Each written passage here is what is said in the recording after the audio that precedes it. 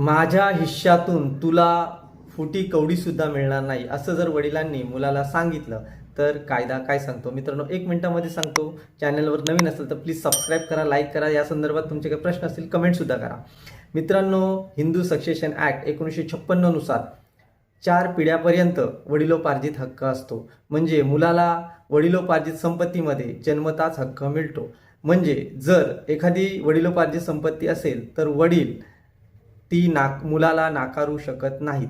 परंतु जर एखादी प्रॉपर्टी, जमीन वडिलांनी स्वतः खरेदी केली असेल तर त्यामधून हिस्सा मुलाला द्यायचा की नाही द्यायचा हे वडील ठरवू शकतात. थोडक्यात, जर वडिलोपार्जित संपत्ती असेल तर हक्क हा ऑटोमॅटिकली लागतो, परंतु जर वडिलोपार्जित संपत्ती नसेल तर त्यांच्यावर डिपेंड आहे की संपत्ती द्यायची की नाही द्यायची. मित्रांनो, अशाच माहिती करता चॅनल सबस्क्राईब करा, लाईक करा. तुमचे काही प्रश्न असतील ते कमेंटसुद्धा करा. खूप खूप धन्यवाद.